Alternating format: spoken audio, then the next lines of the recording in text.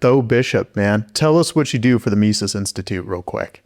Yeah, I'm the outreach director, so I'm always looking for strategic partnerships out there with groups and universities and student organizations and all that sort of stuff, and also do our weekly Power and Market podcast, do some writing here and there, a little bit of social media. Depends on the day. All sorts of good stuff, right? Always good stuff, though. Most of the time. Most of the time.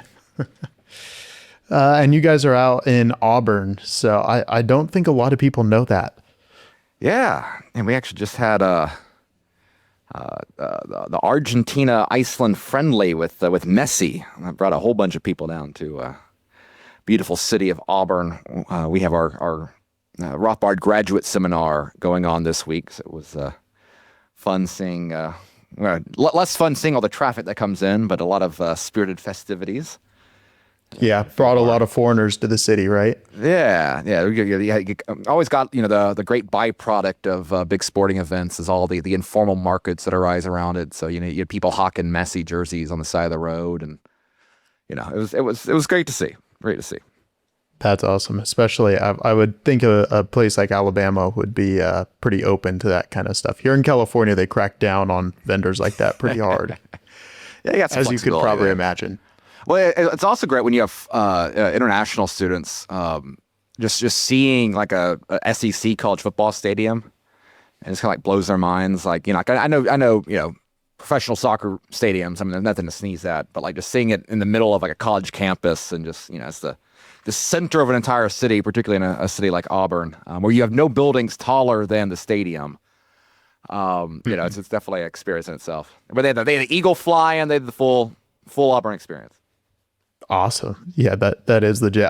I saw something kind of funny on the internet the other day, and it was talking actually about SEC football rivalries and how, foreigners will come, from Europe and, see what that kind of rivalry is like. And as Americans, we always think like, man, like this has got to be like the chief rivalry in the world, like Auburn versus Alabama. The foreigners are going to love it. And then this video pointed out, there are soccer matches between Serbia and Bosnia. And yeah, there's war crimes being relitigated, during some of those things. Like poisoning a few trees, no matter how historic they are, look a little tame versus some of the things that might pop up from time to time over in Europe.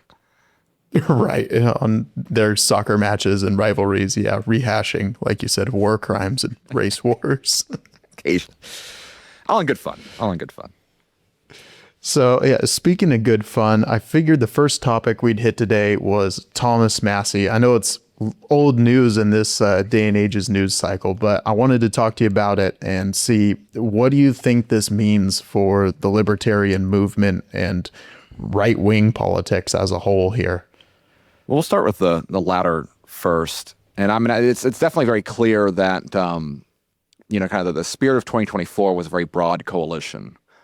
And I think libertarians, I don't want to overstate the size of the coalition there, but I definitely think when you bring in, let's call them unreliable voters, either because they are habitual third-party people, which is effectively exiting the system, or just don't show up usually, I think being able to tap into that well of support helped make the difference in the margins in certain states.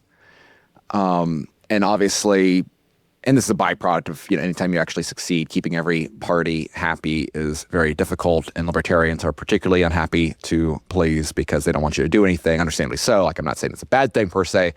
But that's always a frustrating contingent when you're trying to do big stuff, and particularly with the naturally transactional, the easiest way to get things done in DC is to bribe people and to do things that libertarians are not going to like generally. And that's on top of any broader conversation of foreign policy and deeper moral questions. So, I think from that standpoint, you definitely have a winding down or diminishment of parts of the coalition that were important for Trump. And how that plays going forward in the midterms is an interesting question, right? What that means for 2028 is a question. What that means generally as things is an interesting question. But we'll see how that plays out. I mean, I think both sides were injured as a byproduct of this friendly fire, or and so the other side of it though is the libertarian component to it. And, you definitely have, the default two representatives in D.C. That are most affiliated with that label have been Massie, obviously, and Rand Paul. And I do think there needs to be some level of soul searching in terms of what does it mean, or what is the value of federal politics for libertarians? Because I think Thomas Massie is a great guy. He had been able to manage the winds of Trumpism far better than Justin Amash did, who obviously lost or didn't run for re-election because he knew he was going to lose his seat in 2018 or so. He had kind of rolled with some of those punches. He was really big on the January 6th stuff, so he picked up kind of parts of his congressional portfolio that aligned with aspects of MAGA, and that's why you saw him being good friends with some of the members of Congress that were most identified with that movement in its newest form, or the youngest form, let's say. Matt Gaetz, Marjorie Taylor Greene, Anna Paulina Luna, Lauren Boebert, those types of MAGA Congress members. And then obviously it all broke down after the Big Beautiful Bill. It escalated as a byproduct of Massie's push on the Epstein files and the direct connection of, the Epstein administration sort of rhetoric. I have a feeling that was probably a byproduct of the fact that there were certainly donors of broader Trump world who were motivated first and foremost by the Israel question. I think I have been told by people in D.C. that there are possibilities of a detente between Trump world proper and Massie on procedural votes and some of those little things that irritated Trump decision makers that we saw play out kind of with one beautiful bill. But when you've got a very well-financed interest group that was not going to be pacified off of being a team player on procedural votes, I don't think Trump could stop the donations. I think that led Massie to escalate his rhetoric.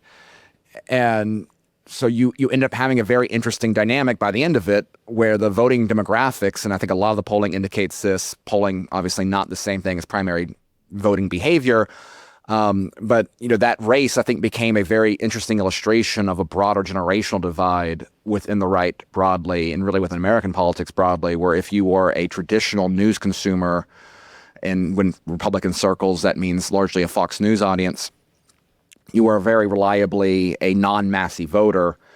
I'm not even going to call you a voter for the other candidate, Ed Gallerin or whatever his name was, because I think he was a complete non-entity in that race. Fine, whatever. But if you are a podcast, a new media consumer, you are more likely to vote for Massie. The Israel question is obviously a big dividing thing, and the Epstein situation is a very big dividing thing. And so it's an interesting race, and where it, I think, very clearly identifies very real generational trends that are going to be interesting to see going forward. That kind of goes a little bit to our previous point. But it's also true that Massie really defined himself in Congress over the last 6, 7, 8 months as being an anti-Trump congressman. Given the sort of voting demographics that come out in midterms, it's not overly surprising that the Fox News audience beat the younger audience. And there you go. But I do think, though, there does need to be a viable or a serious conversation, because I do think Massie, I think it's fair for libertarians, and we'll use that word broadly. I'm not talking about capital L or anything like that. But the question is, how do you leverage a small portion at best of the legislature to advance your cause? And I was critical publicly of Massie on this point. I've been critical far more harshly of Rand Paul on this point. But when you know that you are in a very small minority, and when you know particular positions like, oh, well, this spending is kind of crazy. And it's like, yes, obviously it is very crazy, but you're not going to, with the Big Beautiful Bill, there was no timeline where you're going to have budget cuts. There's no interest in budget cuts. There's no coalition for budget cuts. There's more Republicans that want money or spending to go up because it's easy than there are Republicans that care about the national debt. We can lament that reality, but that is the reality. And so that big, beautiful bill in particular, one of the byproducts is that unlike, say, not voting for a continuing resolution where you get a government shutdown as the byproduct, if you didn't pass the big, beautiful bill, you'd have tax increases. I think there's an interesting conversation to be had about what's better or worse, bad spending or tax increases. But the other side of it is, okay, well, what can get done? Is the role of a libertarian congressman just to vote no on everything?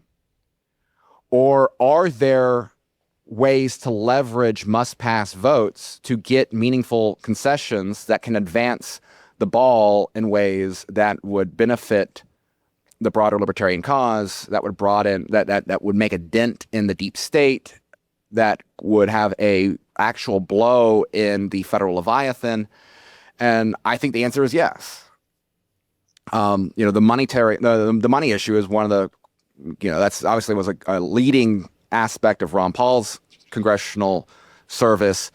And if I had a magic wand eliminating the capital gains taxes on gold, silver, and Bitcoin, which is a tax cut, you could staple it into any sort of spending bill or a tax reform bill, which the big, beautiful bill was. If you did that, it would be easier to save in non-political assets, which would benefit people that don't hold or that have an aversion to political assets. And a lot of those tend to be libertarians. It's the Bitcoin community, it's the gold community, et cetera, et cetera, et cetera.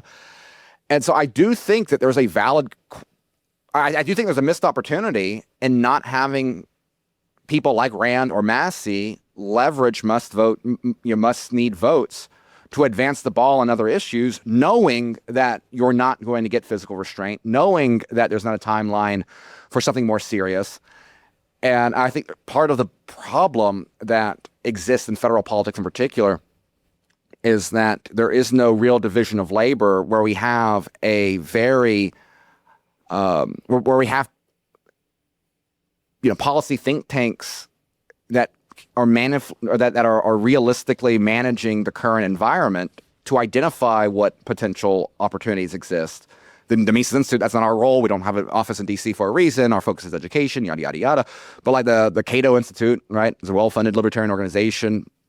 They've not played an active role, I think, in terms of, making the political disruptions, particularly from the MAGA sphere, usable. There's just not a lot of infrastructure that could support and provide these ideas to members of Congress like Massie and Rand. And so so the question is what should libertarians be doing? What is the value? And if we're not interested in that, what is the value of having libertarians in DC? And maybe the answer is none. I'm open to that conversation, but I think that the reflex that a lot of libertarians have, understandably so, of kind of crashing out and raging about this dumb boomer electorate and there's a lot of stupidity in politics. So the Iraq war, the Iran war situation has been a disaster. Again, going back to some of the coalition divides. I mean, I get not wanting to play ball, but you always hear it's oh golly gosh darn, if only we had another Ron Paul, or imagine if we had 5 Ron Pauls, or if you want to play in that arena, if you see value in that arena, then you need to identify what is the path of meaningful victory, and if it's just being a consistent no vote, which only is meaningful when your party is in power, then is that a really good use of time, resources, human capital, right? I mean, is Massie better off in his farm and being a figure in his community than being a member of Congress? I think you can argue that.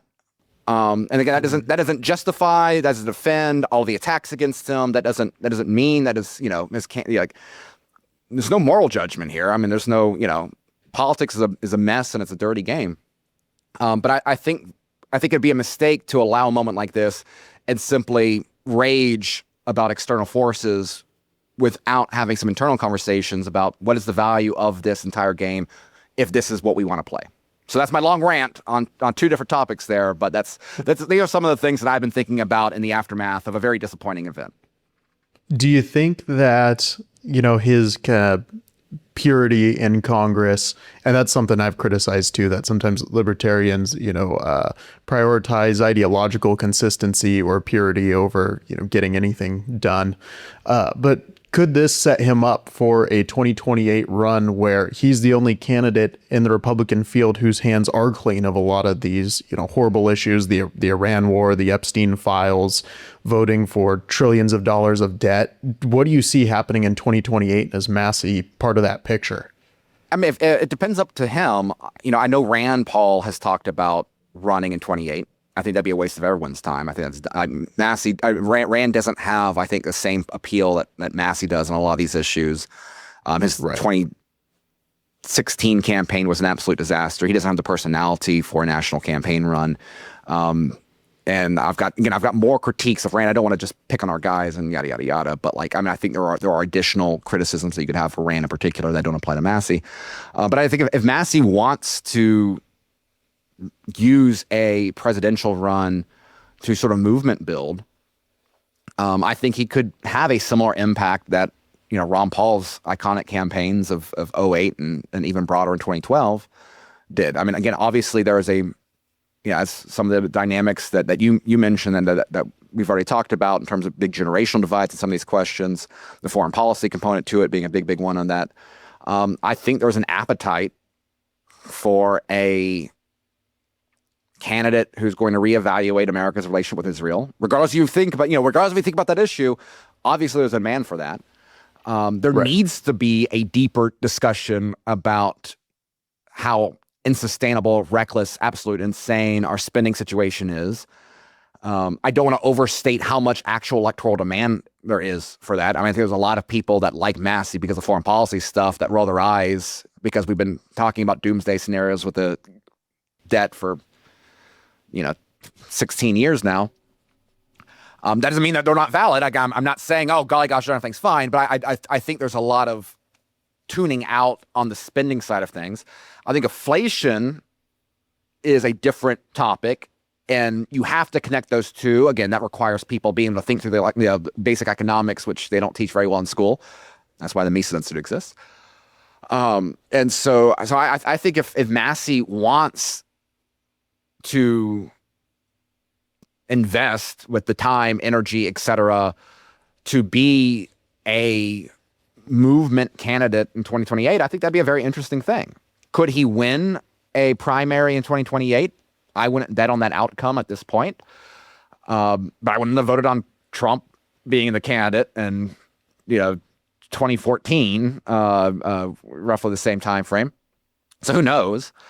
You get enough interesting opponents for the other side of the electoral divide. Maybe something interesting happens there, but I don't think you need to win the nominee to advance a cause. And so if Massie wants to do that, I think that's very interesting. If Rand wants to do it, filling a similar sort of role, I think it's a waste of everyone's time. I don't think Rand could tap into the same zeitgeist that Massie could. So if there is interest in having that sort of figure in 2028 that represents some of these aspects of, kind of the modern Ron Paul type voter, hey, more power to him. But I'm a lot less interested when I hear Rand trying to make similar waves. Yeah, me too. I think Massie is, got much better of a chance there. My one hope, my optimistic thinking with 2028 is that with Trump's exit from the political scene, or at least the electoral scene, I imagine he'll still be on Truth Social and Twitter picking favorites. But there's going to be a power vacuum in the Republican Party like we haven't seen in a really long time, because Trump has dominated the Republican Party for, it'll be over 12 years at that point. And so I think what you might see is a lot of candidates. There's like a big backup of Republican talent that is going to be vying for who's going to inherit MAGA. And it seemed like in 2024, J.D. Vance was going to be the heir apparent. And now it seems like Marco Rubio's going to try and steal that title. And if those two are fighting it out, that opens up more and more opportunities for other people to come in and have a real shot in the primary. And I'm hoping Thomas Massie can kind of sneak in there and it be what we've got here in California, where you got this giant primary and it allows these smaller kind of movement candidates to really step up and take a bigger platform, because there's so many established candidates duking it out for a smaller and smaller share of the electorate that he might be able to gain some traction. That's my optimistic view. And I'm open to that sort of timeline, because it's definitely true. I mean, the things become a lot less interesting if there is an actual gentleman's agreement between Rubio and Vance, and only one of those two run. I think that of the people that could bear the mantle of the MAGA, of the Trump administration candidate, it'd definitely be those two figures. Now, looking at donors, I mean, obviously Vance has a particular slice of deep-pocketed donors that have invested in his career for quite some time. People have different opinions about them. Again, I'm not giving, this is just value-free analysis. You can have whatever opinions you want to have about the Peter Thiels of the world, things like that. But I'd be surprised if they're going to exit their investment on the guy who's the vice president, who is still, maybe less than what he was a year ago, but is still a very formidable opponent by every polling of the electorate. Rubio, on the other hand, has his own base of support. He was not a resource-starved candidate when it came to 2016. That's not why he failed. The Chris Christie incident did not help him there. But obviously, there's a very real divide amongst, again, some of those foreign policy, Israel question sort of donors. And I think they're going to be a lot more comfortable with Rubio than Vance, because I think Vance, again, I'm not trying to hold him up as some sort of massive reformer on foreign policy or whatever, but I think Rubio comes from a more comfortable, establishment foreign policy background than Vance does. I'm not saying that Rubio hasn't changed his opinions on the margins here or there or whatever. The Senate confirmed him unanimously for a reason, right? Right. I'd be surprised if Ted Cruz did not throw his hat in the ring to try to offer, a more return to, Mike Pence with more charisma. I mean, depending on how you view Ted Cruz's charisma, but like kind of a more of a reset sort of role there. Obviously, he performed very, he was, the second best performing candidate, I think, in 2016. He's going to have a base of support. Wouldn't surprise me at all if you had someone like Ron DeSantis give another go. I think he's got some charisma concerns, but he'll point to his Florida record and yada yada yada. And of course, what can't be ignored is the question of how is the economy in 2028, right? Like right now, the economy sucks. Inflation is hotter, is devastating. And the Iran war, which is supposed to be an easy little venture over to the Persian Gulf, is hot again. There's no obvious off-ramp right now. I mean, as things have escalated. And that's not to say that even if things ended tomorrow, that there isn't very real damage done there in terms of global supply chains and energy markets, et cetera, et cetera. Again, people gloss over just the damage that's done by, when you start bombing things. And so it's possible that there is real Trump fatigue in 2 years that obviously does not exist now with Republican voters, given his tremendous track record with primaries in 2026. And so does that open the door? So again, there's obviously going to be someone from that lane, whether it's Rubio and Vance or both. The best case scenario, if you don't want that, is for there to be a divided thing there and them duking it out. There's going to be a more establishment or traditional Republican lane, probably filled by Cruz. DeSantis is a outside governor candidate. Maybe there's some others out there, but he's the obvious archetype there. And so if you have those three things on top of anyone else that might come out of the woodwork, then maybe that makes the Massie contingent more interesting. We've seen non 50% candidates win primaries in the past. That's the beauty of politics, is that people with egos don't drop out, even if it might benefit the interests of their donors from time to time. And so maybe that does make things a lot more interesting from that side of the conversation. But there's a lot of time between now and then. And I think the economy, Trump was elected to be competent on the economy, and there's pain and there's blood in the streets right now. And that's on top of any other grievance that you might have regarding foreign policy, regarding anything else. And that definitely is the major question, is exactly, how does the average American feel about the economy in 2028? And I think the positive, if we're looking for a silver lining broadly, is that, traditionally politics is very cyclical. We're like, okay, people are pissed. They elect a new party. This was clearly at play in 2024. Nothing, things aren't fixed. People aren't happy. The other party benefits. Well, even as Trump's approval ratings go down, with the electorate broadly. Again, still very high with your average Republican voter. We haven't seen that result in a massive increase in favorability of the Democratic Party, who's gone crazy and yada yada yada. And so that's one positive thing, is that people aren't thinking about politics in a binary, oh, well, if these guys are bad, this other side must be better. It's kind of a race to the bottom at this point. And, that's not necessarily a good thing, right? If you care about political stability and you kind of think America is just slightly off course corrected.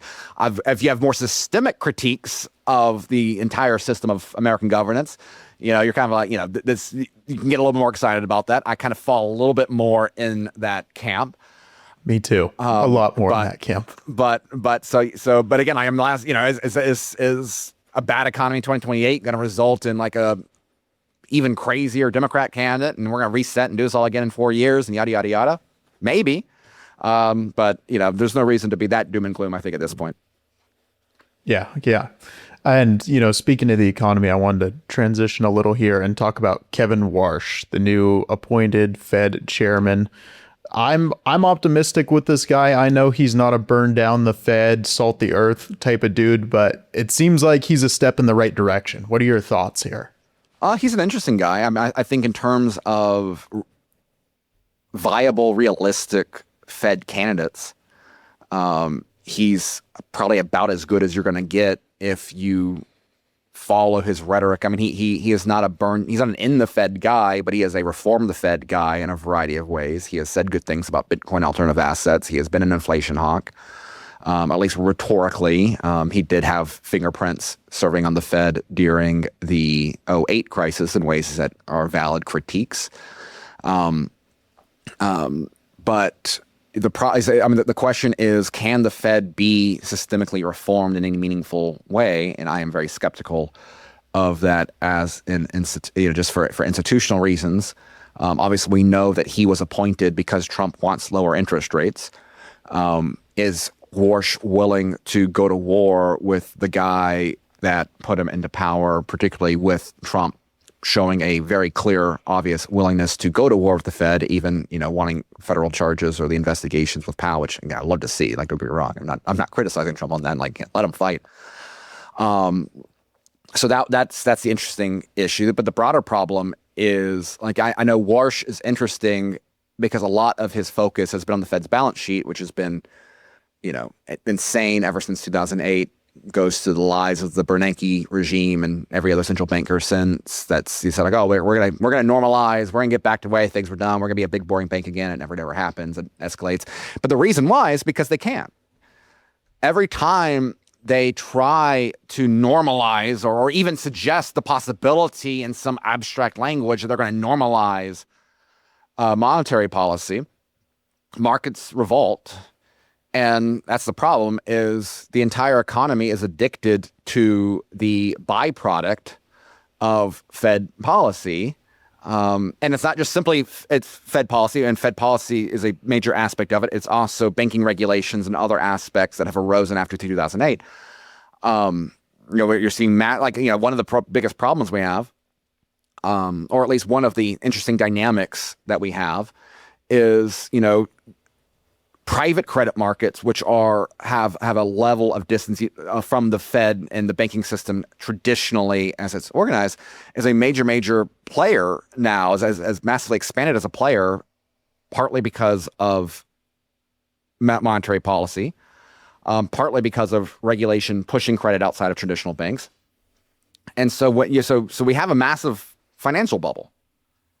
And we can have conversations about, how much is AI's rise, as an example, a byproduct of the financial policy. Would AI still be AI if we didn't have these easy money policies?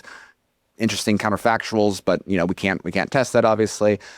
This goes to the issues dealing with housing policy. This deals with so many aspects of the economy, because so many of the aspects of the economy go back to credit and banking, and the dollar. And so, even if Warsh wanted to get real and to reverse course, the economy doesn't want that. There's going to be real economic pain to restoring sanity to major macroeconomic issues. And that is true if it's a reduction in government spending. That is true if it is a normalization of broader credit policies. That is true if we were to get real serious about inflation. The entire system is dependent upon the poison that is eroding the economy and creating the populist fervor that then then was born. Like that's kind of the horrible thing. And the big byproduct of all of this fundamentally is that, we have a complete lack of proper economic thinking guiding decision makers. And this is steel manning. We're like, let's assume that these people at the end of the day want good things, right? Let's assume that they're not evil, reptilian, pedophile, Epstein class people. I'm not assuming that broadly, but let's assume a lot of them are. If they want to do the right thing, they don't know, they don't know how to do the right thing. And then there's short-term cost to doing the right thing if they were aware of it, that they might not be willing to bite, even if they recognize the long-term benefits. And so that's why, it's difficult to get particularly excited about anything meaningful here, because we don't have a political system designed for long-term thinking. And we also have the benefit that, for as bad as things are, us relative to the rest of the world are better. Is better. So like America, we're dealing with high inflation rates. It's bad for our workers. Our housing situation is crazy. Younger generations have all sorts of doom and gloom about their job prospects, yada, yada, yada. All these are very real problems. They're political problems. They're civic problems. They're spiritual problems. These are deep, deep festering problems. You talk to someone from Europe, they think we got it great. They have the same housing problems. They've got worse job prospects. They've got lower salaries. They've got higher inflation. They've got power outages, right? And that's Europe. China's economy is slowing down, and then there's all sorts of secondary things that deal with China. But China's economy is slowing down. There's concerns over there. Their debt's crazy as well. South America, there's some interesting, maybe there's some development there. Maybe there's some interesting developing economies out there that are interesting. But they don't have the same size. They don't have the same scale. They don't have the same wealth, right? It's if you're a 21-year-old aware person, are you going to go down and hightail it down to some South American country off the because they might not have all the same ingrained problems that we do? Probably not at this point, right? And so given that relative dynamic, it's even further easy to rationalize not doing something crazy. Because we got problems, but look at them. And so that further, I think, just promotes, and then that's where I think, a lot of libertarians, they focus on, whenever you hear the dollar's going to collapse, I think those sort of fears are overstated, because for all the problems that we can diagnose with the dollar, everyone else is doing the same thing, if not worse, have been. And so I don't think the dollar is going to collapse. If you're looking for your accelerationist moment that's going to spark, real change and force people to get real, I don't think we're going to see that. Mm-hmm. And so, we're just going to deal with the consequences of the pain and the erosion of paychecks and everything that comes with the declining quality of life. But if our declining quality of life is less declining than the rest of the world, it's still going to look okay to particularly the policymakers that are going to look for any justification not to do difficult things. So that's right. Yeah, that's an interesting point. And I don't really know how that works on the global scale with the interplay of all the different currencies, and because I'm really worried about the world moving away from the dollar as the global reserve currency. And if everybody is, experiencing the same problems, that's kind of a point in the favor of people saying, the dollar's going to be fine on the global scale, because what else are you going to do? Well, that's the thing though. And it's something I've listened to and I've thought about for but I've increasingly come to the belief that the best thing for Americans is for the dollar to lose its global reserve currency status. I think because hollowing force out Congress to stop borrowing as much, or what? Yes, that'd be one of the byproducts. But I think that a lot of the erosion of American manufacturing, the extent to which it allows the Fed to do crazy things. The biggest benefactors of America being the global reserve currency is Washington. It is the financial system as a whole. It's not average Americans. Right. Because it is the global demand for the dollar that makes trade, makes exports and the aspects of engaging with the global world. It undermines it undermines our attractiveness abroad, because people have to hold the dollar. So like, if you think about like the importance of production in terms of creating global demand for the currency, we have an additional demand for the currency for non-goods and services, and that actually helps make our goods less competitive internationally. Right. And so I think the dollar as a true global reserve currency is a very modern thing, right? Even though the dollar was used, right, there was always the gold backing that kind of created some restraint there. But this is a 50-year experiment, 55-year experiment, and I think that is bad. And it's bad for the real economy of America. It is good for decision makers. It is good for people that want that. And again, it's good if your desire is to make it easy for government to spend money, and obviously some of that's going to trickle down in social programs and yada yada yada, right? Like, I'm not trying to say that no one benefits outside of the elite when it comes to those sort of things. Mm-hmm. But I think when we talk about the real economy, and we talk about the hollowing out of America, and we talk about the industrial loss, and we talk about job prospects, and we talk about that, I think actually we would be better off if the dollar was not the global reserve currency. And that's something that I've taken a stronger opinion on in the last few years, and I think some of these are just some of the things that we've been so taught and so beaten our head. Again, it'd be very disruptive. Like, again, there'd be short-term pain as a result of it, but I think that's one of those things. One of those golden things that need to be reevaluated at a broader level. It's interesting you say that, because I'm just kind of working through this in my head. If we did lose the dollar as the global reserve currency and nothing stepped up to take its place, that would be in effect like a trade barrier, right? I mean, it's almost in and of itself a form of protectionism, because that's going to make it harder for our, industry. Do you want to kind of run with that? Am I wrong there? Well, the void is an additional question. And again, I'm not expecting this either, right? Like, okay. I'm not, this is not something I think is going to happen anytime soon. One of the reasons is that an underappreciated aspect of the dollar's global reserve currency is that it is, essentially a international unit of account for accounting. And so, like, replacing that is more difficult in some ways than like the purchasing of securities and the actual use of dollar in global trades and trade settlements, things like that. So again, there's a lot of built-in advantages the dollar has. So I don't expect this to happen anytime soon. There's more of kind of just a theoretical concept. So like, if you got into our dynamic, like there is value in having a global reserve currency to help manage some of this stuff, so you don't just have a completely polycentric world of different currencies and the different tensions and naturally right. So, like, and historically, gold was the global currency. I mean, it was largely the base money that everyone else was a thing. And so, like, when you have a common denominator, it makes these sort of transactions easier to deal with, and yada yada yada.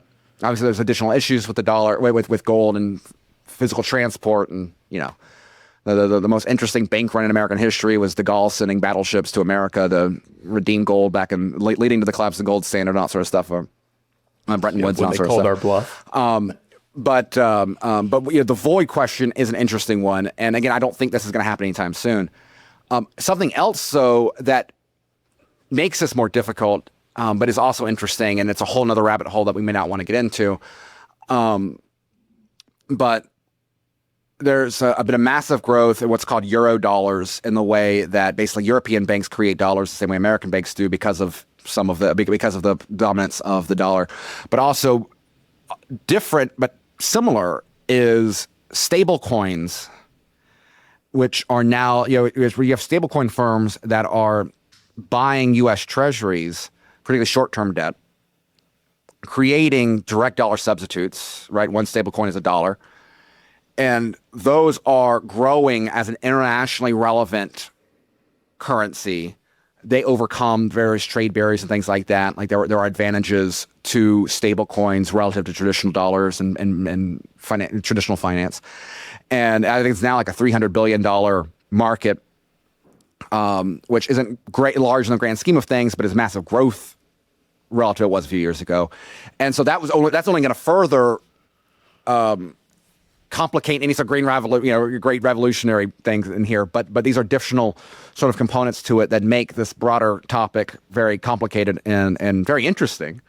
But kind of further, I think, protects the dollar despite the stupidity of the Fed and American policymakers. That also needs to be just taken into account to a certain extent when we think about, our game planning, war planning, global currency wars, and everything else that I'm sure we can find all the solutions for.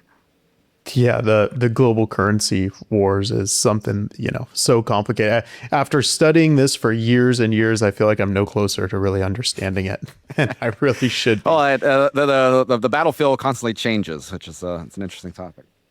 Yeah, and especially after, I know I brought this up to you, but listening to Richard Warner and reading some of his work about, the creation of dollars and, and the private banks, and then you just bringing up the stable coins there and them and Euro banks creating more dollars. I mean, my head is spinning right now. Well, you're in a better place than most professional economists, though, so at least you have that going for you.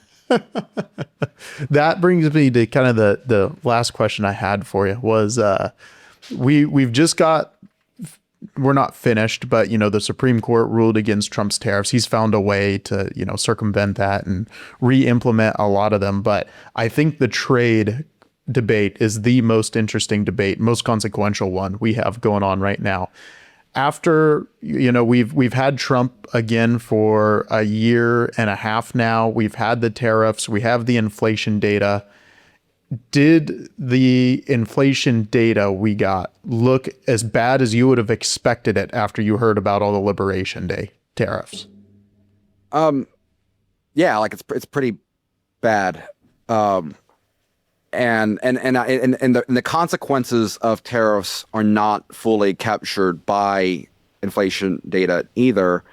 It's definitely true that there was some absorption of the cost of tariffs at various stages of the supply chain. They were not all pushed onto consumers, which Austrians, I think in particular, understood better than others, because there's Rothbard has a lot of stuff about how you can't, the idea that simply consumers just pay new taxes. There's a reason why, if consumer, if the consumer paycheck stays flat and there's new costs, you can't just simply pass those costs on, because they still have their same level of needs and whatever. But I think that the Trump 2.0 trade policy has been a lot worse than Trump 1.0 trade policy. Because Trump 1.0 trade policy, there was a very, very heavy emphasis on China. And then tariffs were used more effectively as a way to leverage new trade agreements.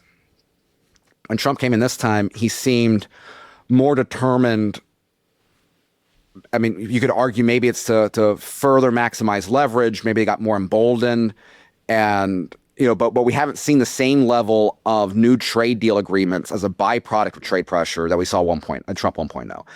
And the bigger issue is that, I think there's 2 points. One is that tariffs became an easy button. And so originally, right, I remember so much of kind of the original time tariffs entered a lot of the campaign rhetoric for Trump was the focus on China, right? China is eating our lunch. China is looking at us as fools. China thinks we're dumb, yada, yada, yada. Mm-hmm. And then it expanded to the more traditional protectionist things, we're going to bring back jobs. We're going to be so tired of winning. And the problem is that at this time around, there was less emphasis on China singularly. And when you go broader, it makes it harder to redirect supply chains outside of China that could help create new alternatives for, manufacturers in the United States, right? All the so you get your raw materials from third world countries for a variety of economic reasons. You put them together in the United States. A lot of small businesses are dependent upon exports or imports, et cetera, right? And so rather than offshore, you're changing your factory for cheap T-shirts away from a Chinese territory to like Bangladesh. Well, now Bangladesh is also tariffed. India is also tariffed. Now, again, don't get me wrong. Like, I'm not trying to say, golly gosh darn, if only we had greater economic interconnectedness with India, everything would be great. I'm not trying to make that argument. But if your goal was to isolate China, particularly after COVID, right? Then what you'd want is to focus on China and allow and incentivize disinvestment from China, which might include India, Bangladesh, these other markets. And that would isolate China, and then you can figure out what's your end goal there, right? Making it broader, like if I'm going to get tariff the same rate in India or Canada, not that I'd encourage business to move to Canada, but then making the investment to move your production out of China gets, there's less incentive to do so.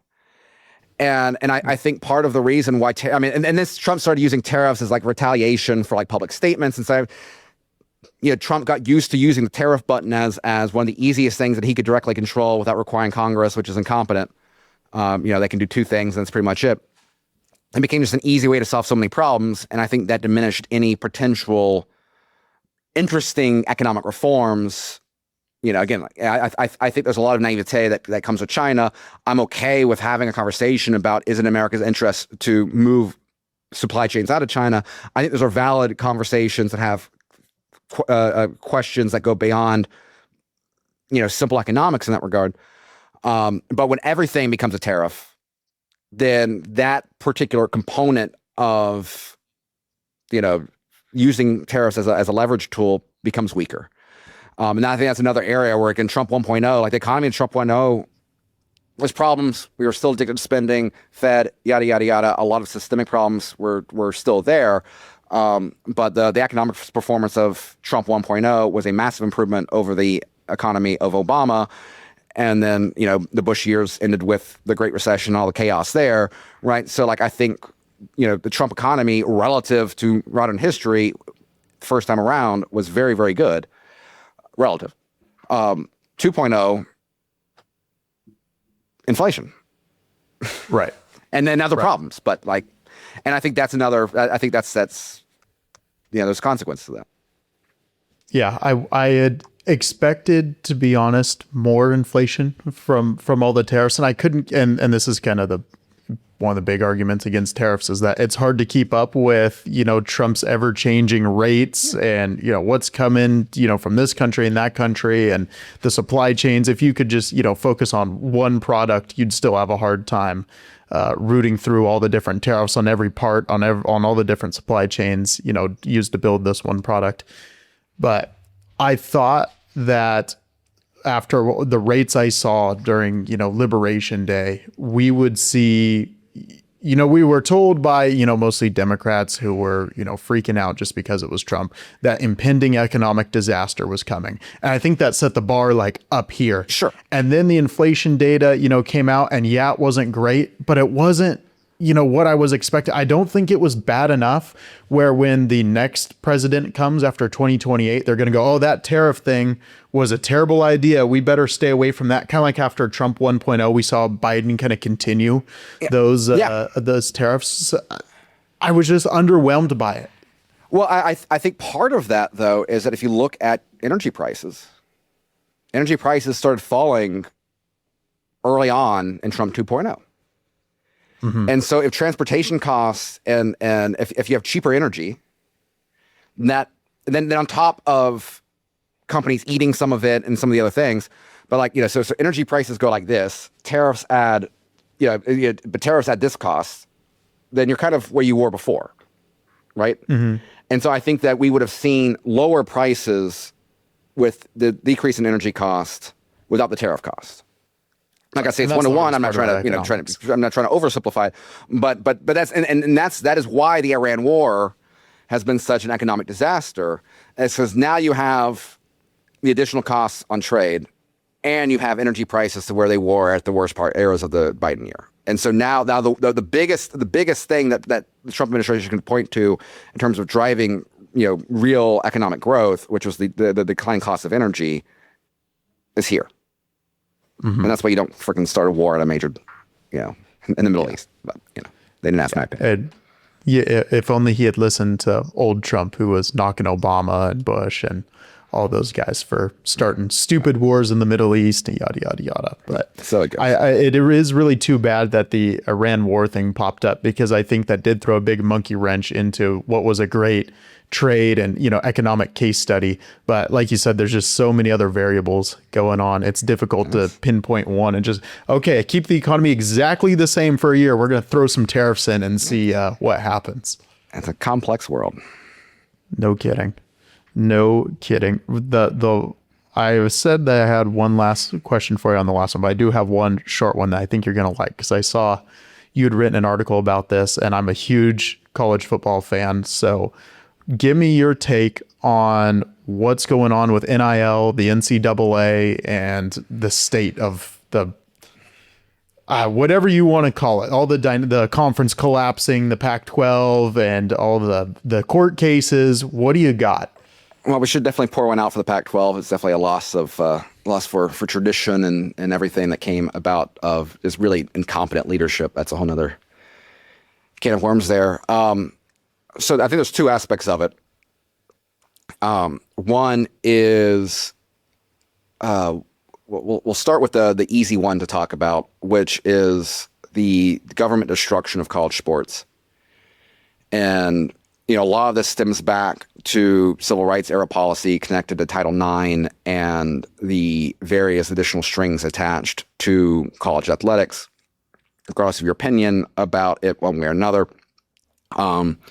The reality is that you cannot make rational business decisions with college football and college basketball because there is, mandated legislative fairness regarding women's sports and other sports and yada, yada, yada, that trying to suggest there's an easy button of collective bargaining and things like that. That's just ignoring the complexity of the dynamic. And then it has been further.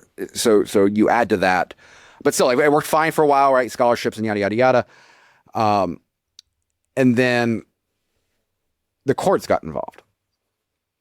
And so the courts, they'll justify, labor restrictions, et cetera, et cetera, et cetera. I think a big part of what opened up the door to the NIL era is ingrained within the way people think about sports generally is a version of the labor theory of value, where they think the value of athletics is the performance of the athletes.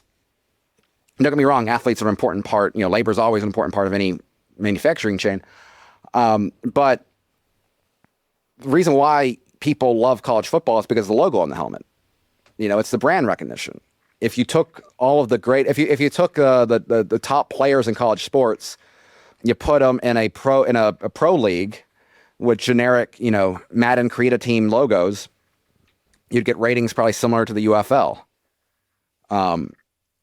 Whereas if you diminish the quality of talent in college football, SEC fans are still going to show up and tailgate and love the sport, right? Yeah. And so that's so there's a fundamental, I think, mistake in understanding where the value comes from. Now, regardless of that, because of technological changes, the value of live sports skyrocketed. Revenues skyrocketed as a byproduct. It was probably inevitable that when people see revenues going off the chain, you've got athletes not getting financially compensated officially. Not to say there wasn't black market transactions going on throughout college sports. Probably inevitably, our legal system was not equipped to, it's like, oh yeah, this is okay. Fine.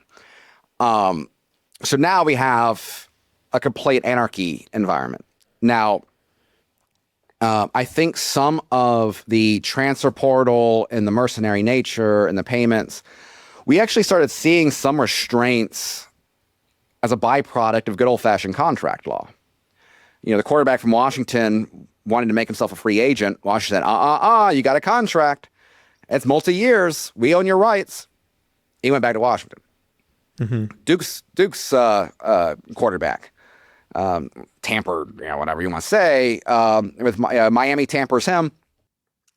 They duke it out in court. The court recognizes the contract is viable. Miami has to pay Duke to get their quarterback. You may not like that, right? Like that is not, the college football I grew up with. Fine, nothing is. That is a restraint. That is regulation of these things. And I think inevitably will lead to a situation where you would probably have more contracts, multi-year contracts with players that over time would create more stability than you have now. Not the same stability of the past, but whatever. I think people absorb that. But the broader dynamic as well is that since TV revenue is generating the sport, that is what has, TV contracts have driven conference consolidation. Conference consolidation is eroding historical rivalries and conferences and et cetera, et cetera, et cetera. That's not good. I think most college football fans complain about it, are willing to absorb it. I mean, TV ratings are through the roof. So I don't like it. I think people adjust with times. I mean, conference realignment wasn't new, that radical, that fast, different, but nothing new there. So I think a lot of that could be absorbed. I mean, obviously there's a lot of, the watering down of bowl season. Again, unfortunate for those who care about bowls. I'm pretty agnostic at this point. I'm instinctually a traditionalist, but I'm a realist as well.